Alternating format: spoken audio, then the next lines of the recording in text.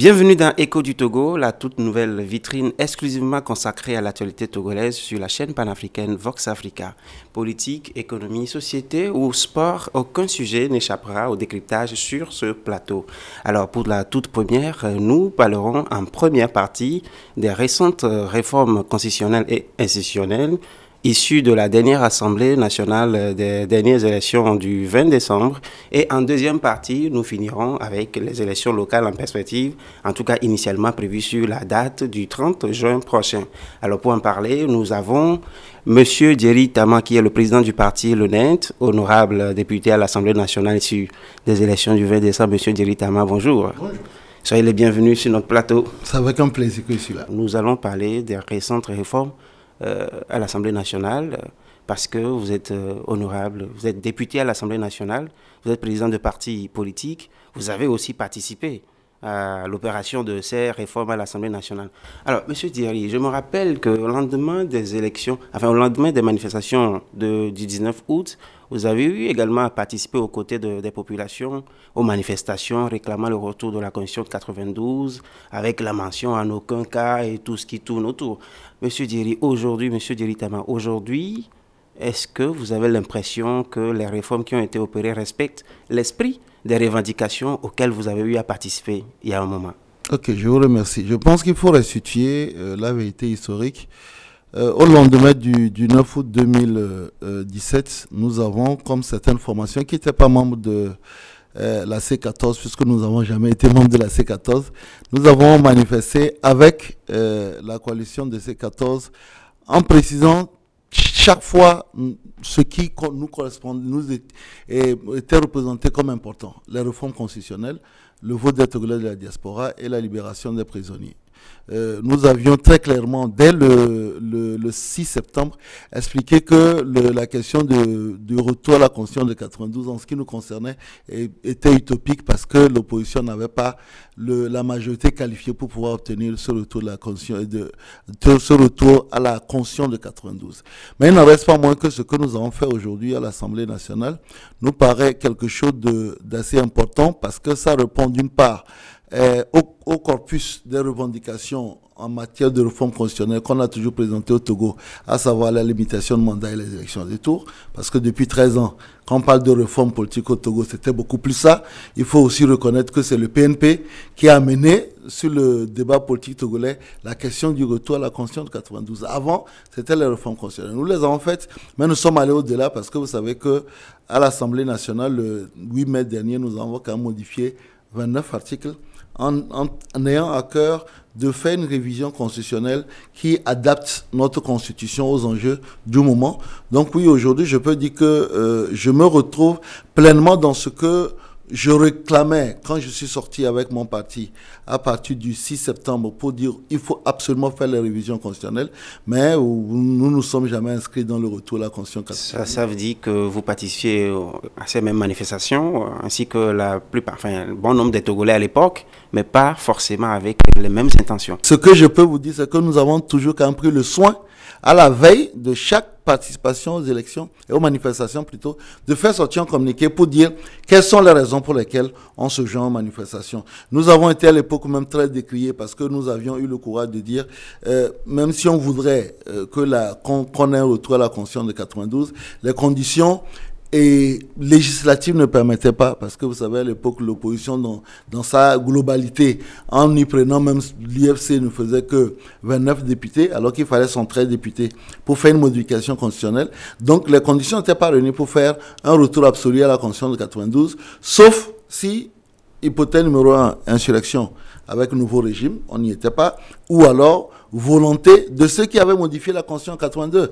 Et en 2002, ils ont modifié la Constitution. En 2002, vous n'allez pas leur demander de revenir à la Constitution si vous n'avez pas un moyen de coalition plus important. Donc voilà les raisons pour lesquelles on a manifesté. Et puis on a quitté la rue le 8 octobre quand il y a eu des violences partagées aux marches du 5 octobre.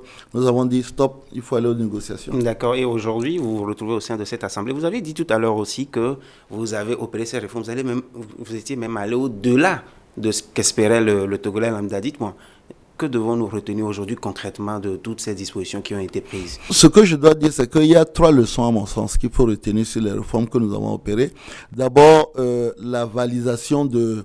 On a avalisé ce qui, depuis le début, depuis la PG, depuis la CVJR, depuis même les recommandations de la CDE, on a avalisé ce que ces recommandations-là disaient. C'est-à-dire l'article 59, la limitation du nombre de mandats, l'article 60, les élections à 2 tours, l'article 100, la recomposition et la limitation du mandat des députés, des membres du Conseil de la Cour constitutionnelle, en y ajoutant l'article 101, parce que l'article 100 et l'article 101 sont liés. Donc ça, c'est le premier élément.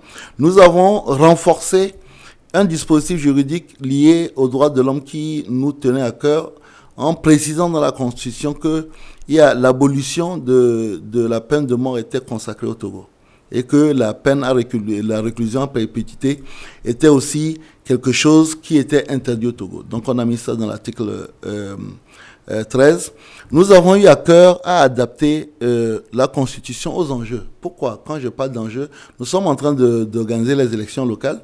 Demain, nous aurons 117 collectivités territoriales qui sont autant d'administrations décentralisées, et il faut que l'administration concentrée puisse suivre. Donc nous avons mis en place des cours régionales et des conseils, on n'avait que des cours de compte, une seule cour de compte à Lomé, on a mis en place des cours régionales, et nous avons au niveau de la Cour suprême, où la chambre administrative de la Cour suprême, à ce jour, était la seule à connaître des recours de tous les contentieux administratifs.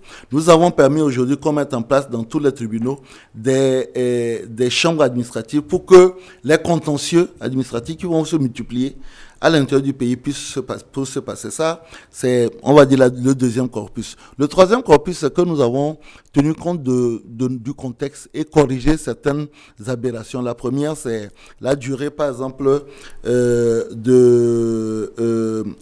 en cas de vacance de pouvoir. Autrefois, il fallait 60 jours pour organiser les élections. Ça pouvait marcher quand c'était le ministère de l'Intérieur, comme c'était à l'époque dans les années 90. Aujourd'hui, c'est la CENI qui organise les élections. En 2 mois, vous ne pouvez pas organiser une élection au Togo, ce n'est pas possible. Même en ne faisant pas de référencement, parce que tous les candidats doivent envoyer leurs délégués ainsi de suite. On a repoussé ça à 100 jours. Aujourd'hui, en situation d'état d'urgence ou bien en situation d'état de siège... Monsieur Diéry, tout ce que vous racontez est vraiment très intéressant. Mais je vous assure que les préoccupations des Togolais, vous le savez... Qu'est-ce que vous en savez? Qu'est-ce que vous en savez des Au fait, ce que je veux dire, c'est que qu'est-ce que vous savez? Ça fait partie aussi, mais vous connaissez très bien que quand on entend les gens manifester, par exemple, dans la rue, c'est pas pour les 2 mois pour organiser les élections. Je vous l'ai dit que... Oui, vous l'avez dit, mais là, je ne voudrais depuis pas longtemps, rentrer dans une logique moi, ce qui me gêne, je vais vous dire ce qui me gêne, c'est que nous avons fait au Togo une révision sur 29 articles.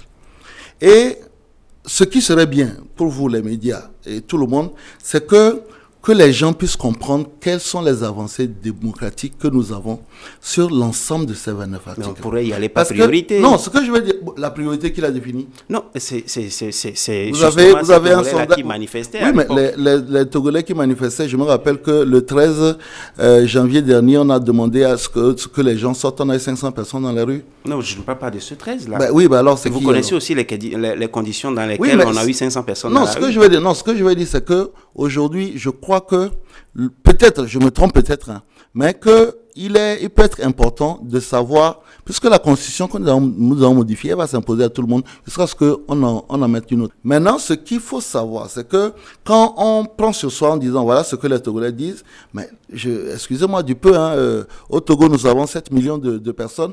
Quand on prend toutes les statistiques de toutes les marches auxquelles moi j'ai participé, vous n'avez pas 1 million de personnes qui sont sorties sur la rue. D'accord, mais vous êtes quand même aussi au courant que les Togolais veulent savoir, en tout cas une bonne partie qui manifestait, qui ne faisait pas 1 million, comme vous l'avez dit. Est-ce que vous êtes également quelque part au courant qu'il demandait, il se posait la question de savoir si l'actuel président devrait être candidat en 2020 ou s'il devrait partir? Moi, vous savez, je refuse... Je voudrais savoir si cette question a été tranchée. Vous savez, je suis venu sur ce plateau, vous m'avez posé la même question il y a quelques temps, et je vous ai dit, si ne tenait qu'à moi, je ne souhaite pas que M. Faure Gnassingbé se présente en 2020. Je l'ai dit et je continue à le dire, j'ai 44 ans maintenant, à l'époque j'avais 43. Parfait. Maintenant, au-delà de mes ambitions et de mes volontés, nous sommes dans un état de droit dont nous sommes régis par les lois.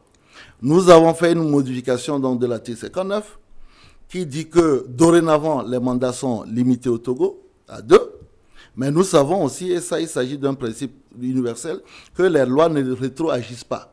Maintenant, si M. Fogna Singbe, je ne suis pas dans sa tête, je ne suis pas dans sa famille politique, décide de ne pas se présenter en 2020, c'est bon. Moi, je trouve que qu'il serait bien qu'il ne se présente pas. Mais s'il décide de se présenter, que le peuple dont on parle, que tout le monde parle, mais est d'accord qu'il est temps de changer, il y a un mécanisme sur lequel on ne parle pas suffisamment, c'est l'article 60, les élections à 2 tours.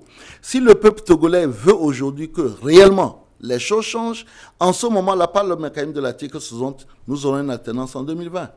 Mais si nous restons dans les incantations en disant oui, le peuple togolais veut que Ford ne se présente pas, le peuple togolais veut qu'on n'ait pas l'article, qu'on ait le retour à la Constitution de 92, vous avez vu dans d'autres pays, quand tout le peuple était mobilisé et décidé, ben, les choses ont pu changer. Mais si elles ne changent pas au Togo, ça veut dire que le point de rupture n'est pas encore arrivé et nous, ce que nous avons fait ce qui était de notre pouvoir. Très bien, M. Tama, je voudrais que nous quittions l'étape des réformes pour aborder la deuxième partie de l'émission. Mais je voudrais aussi savoir, qu'en est-il de la responsabilité pénale du président pendant son exercice? Il y a aussi une question qui dérange un peu. Je voudrais avoir votre avis. Le fameux article 115. Vous savez, on ne peut pas lire l'article 115 sans l'associer à l'article 117. Quel est l'esprit de l'article 115? Les députés ont une immunité. Nous, aujourd'hui, nous ne pouvons pas être arrêtés dans l'exercice de nos fonctions pour des opinions que nous aurons exprimées ou bien pour des actes que nous aurons exprimés dans l'exercice de nos fonctions. L'article 115 ne fait que consacrer l'immunité qui est réservée aux présidents et aux anciens présidents, comme ça existe dans d'autres pays. Vous savez, en France, les anciens présidents sont membres à vie du Conseil constitutionnel. Donc, cet article-là ne fait que garantir l'immunité. Mais ça ne veut pas dire... Mais nous voyons aujourd'hui le président Sarkozy qui a des ennuis judiciaires. Oui, mais non, c'est ce que je vais expliquer. Ça veut dire que les actes que vous posez dans l'exercice de vos fonctions, vous êtes protégés. Mais, quand vous prenez l'article 127 dont nous parlons, l'article 127 dit que la Haute Cour de justice peut connaître des infractions commises par les présidents pendant qu'ils sont présidents ou bien par les anciens présidents. Qu'est-ce qu'on appelle infraction en langage juridique? C'est les contraventions, les délits et les crimes. Donc ça veut dire que si un président commet une infraction qui n'est pas sous son mandat, c'est-à-dire qu'il ne rentre pas dans l'exercice de ses fonctions, il peut être poursuivi. Il peut être poursuivi par la Haute Cour de justice. Peut-être on peut dire que la seule faveur qui est faite aux anciens présidents et aux présidents, c'est ce qu'on appelle le privilège de juridiction. C'est-à-dire qu'ils ne peuvent pas être poursuivis par des juridictions ordinaires, ils sont poursuivis par la Haute Cour de justice. Mais il faut peut-être expliquer quelque chose nuancé. Dans l'hypothèse d'une alternance, la Haute Cour de justice peut être hostile au président. Parce qu'il y aura un nouveau président peut-être qui a battu l'ancien président. On aura deux présidents de Cour suprême qui peuvent être hostiles. Et on a 4 députés qui peuvent aussi être hostiles. Donc on peut avoir une haute cour de justice qui soit hostile au président, qui, dans un premier temps, donc, connaît des infractions commises par le président et les anciens présidents. Ça veut dire tout simplement que même un ancien président, s'il a commis des infractions et que après, il y a une haute cour de justice qui décide de se saisir de ces infractions.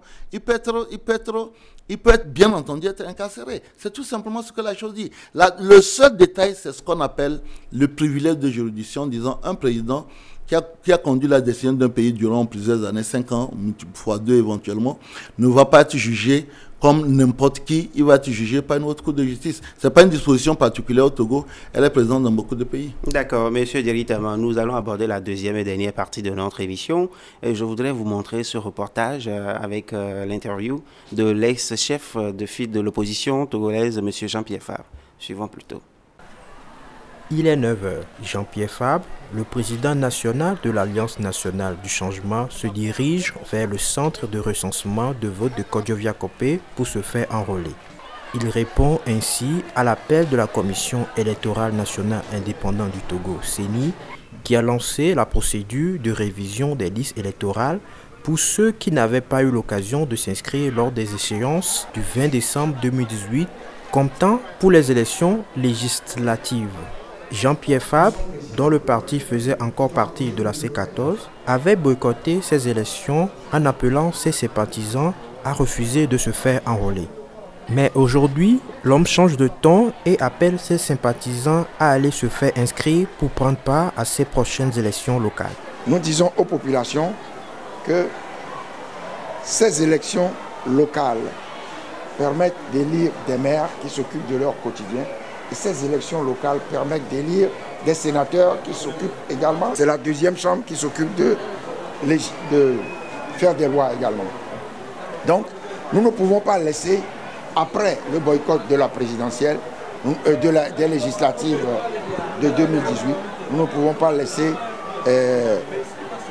un boulevard au pouvoir pour qu'il occupe pleinement les deux chambres, l'Assemblée nationale et le Sénat. Mais tout ça, ce sont des questions. Nous disons qu'il faut aller voter. Si dans le camp de l'opposition, on aurait souhaité une nouvelle opération de recensement, le gouvernement a opté pour la révision des listes électorales. Prévue pour 3 jours, cette révision a finalement duré 4 jours sur revendication de certains leaders politiques et sociétés civiles qui avaient jugé le temps trop court pour enrôler le plus grand nombre d'électeurs.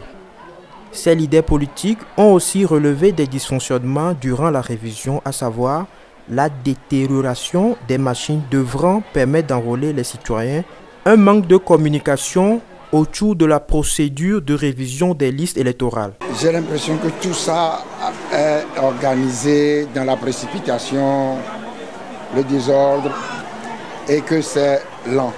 Si on doit faire 2 km, 2 km 5, 3 km, 4 km à pied pour aller s'inscrire, je crois que c'est un facteur de découragement des populations. Le bilan est positif, les gens viennent.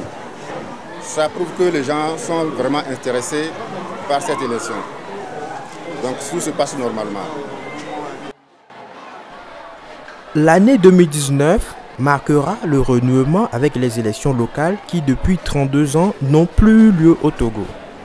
La dernière date de 1987.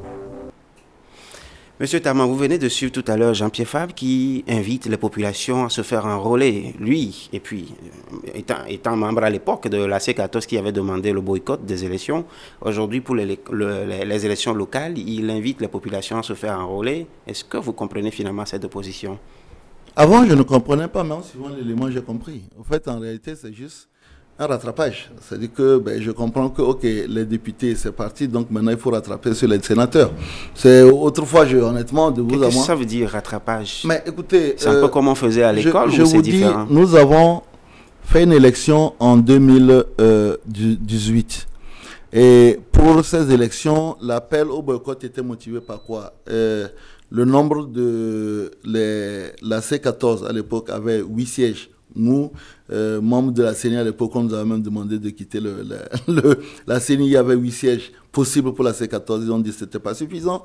Il y avait la CEDEAO qui encadrait. Ils ont dit que cet encadrement-là n'était pas suffisant. Il y avait donc le fichier électoral. Ils ont dit que ce fichier électoral, il est complètement pipé avec des mineurs, ainsi de suite. Et puis, 5 mois plus tard, les mêmes personnes disent qu'il faut participer aux élections. Dans quelles conditions? Là, il faut peut-être prendre le temps d'expliquer aux gens. Aujourd'hui, ils ne sont pas présents à la CENI. À l'époque, ils avaient la possibilité d'avoir 8 sièges.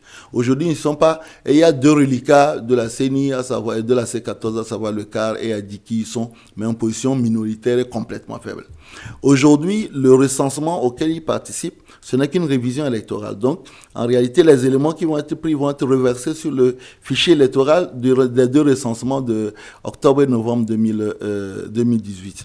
Aujourd'hui, vous n'avez pas l'appui de la CEDEAO. Aujourd'hui, vous avez en place une CENI qui a été mise en place par qui? Par nous, les députés de la 6e législature, qui continuent à être traités de malfaiteurs par nos amis qui participent aujourd'hui aux élections. Donc, c'est ce que je dis au départ, je comprenais. En gros, vous pensez que c'est de l'incohérence politique? Bah oui, c'est une grosse incohérence. Alors, si une grosse incohérence il y a, comme vous le dites, ça veut dire que quelqu'un comme Tipi Atchadam, quelqu'un comme Nathanaël Olympio ou encore le Parti des démocrates qui ont dit qu'ils ne vont pas participer à ces élections sont cohérents avec eux-mêmes. Oui, bien sûr, par rapport à leur logique, oui. Je trouve que le PNP est logique par rapport à sa ligne politique en disant je veux, par exemple, le PNP a toujours dit je veux le retour à la Constitution de 92. Tant qu'on n'a pas le retour à la Constitution de 92, je ne vois pas l'intérêt à participer à une élection. Oui, c'est cohérent.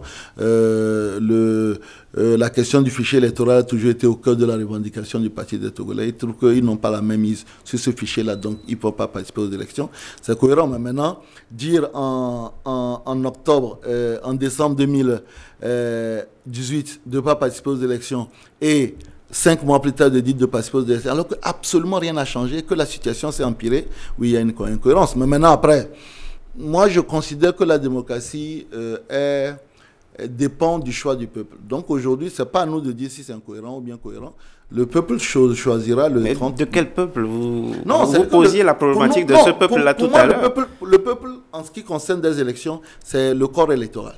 C'est tout simple. C'est-à-dire que là, on va à des élections, c'est ceux qui ont leur carte d'électeur qui seront donc le corps électoral. C'est ce corps électoral qui va pouvoir choisir entre l'ensemble des candidats et donc réellement pouvoir, pour une fois, j'espère, moi je souhaiterais même que pour une première fois, peut-être même qu'on ait des partis, que tous les partis aillent aux élections au nom de leur formation politique. Parce qu'il y en a marre de gens qui créent des partis et qui passent tout leur temps à être dans des coalitions. Ben aujourd'hui, on a des partis qui vont aller uniquement en leur nom. C'est bien, ça va nous permettre de voir exactement quel est le poids politique de toutes les formations politiques. Donc, c'est plutôt une bonne chose. On verra.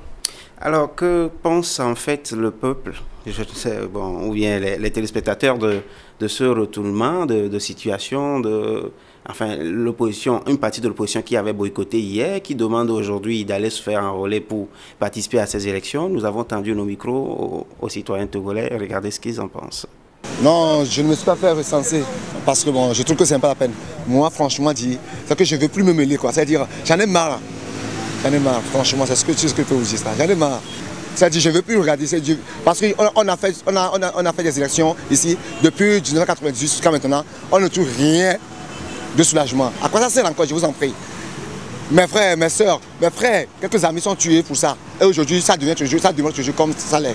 Et que ça sert encore d'aller encore faire un recensement. Après le dialogue, la CEDEAO nous a laissé en cours de chemin.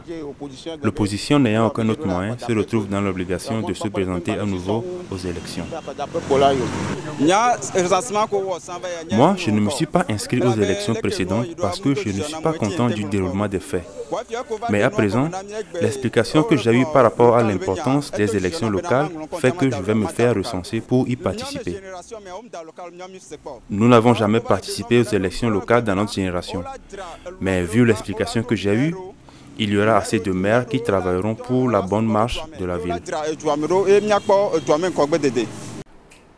Voilà, donc nous l'avons observé tout à l'heure, c'est un avis partagé. Alors, Monsieur Tama, quels sont vos souhaits pour ces élections locales qui vont se dérouler, je le rappelle, le 30 juin prochain, après 32 ans? Moi, si n'intérêt qu'à moi, il faut chasser tous les partis politiques du processus. Y compris le net. Oui, y compris le net. Il faut faire que les... Non, parce que le Togo aujourd'hui souffre de la politisation extrême de ses cadres et ainsi de suite. Les élections locales, c'est le développement à la base. Le Ghana est un modèle où les élections locales ne sont pas à l'apanage des partis politiques. Si n'en tenait qu'à moi, qu'on dise uniquement aux citoyens de se constituer des listes, le net, un militant du net et un militant du NIR et un militant de la NCP se mettent ensemble et mettent une liste s'ils ont envie de développer leur localité. Parce que encore une fois, on va phagocyter la chose, on va le mettre sur les batailles au niveau des partis politiques et on va oublier que c'est le développement à la base qu'il faut. Donc, si n'en tenait qu'à moi, voilà. Bon, aujourd'hui, ce que je peux dire, c'est que moi, j'encourage toutes les personnes qui ont envie vraiment de développer leur localité, de ne pas attendre les partis politiques. Les listes souvent tournent autour de 14, du 9, bon, pour les grandes agglomérations jusqu'à 24.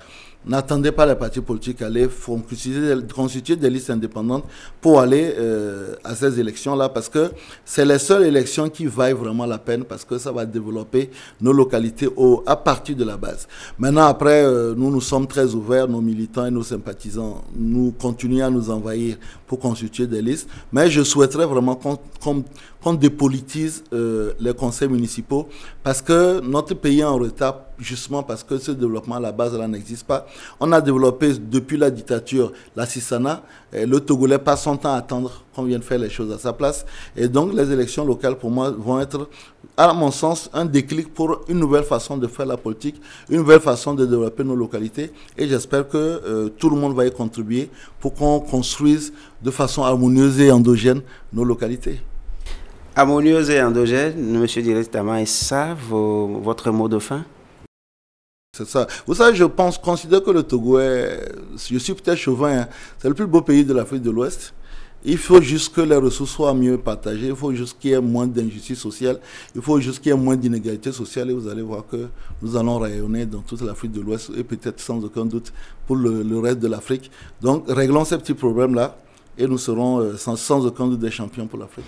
Monsieur Djeri Tama, merci. Je rappelle aux téléspectateurs qui nous ont pris en cours de route que j'ai passé du temps sur ce plateau avec le président du parti, le Nouvel Engagement Togolais, Monsieur Djeri Tama, qui est également honorable député à l'Assemblée nationale. Monsieur Djeri Tama, encore une fois, ce fut un plaisir et à la prochaine. Merci à vous également, chers téléspectateurs. On se retrouve pour le prochain numéro.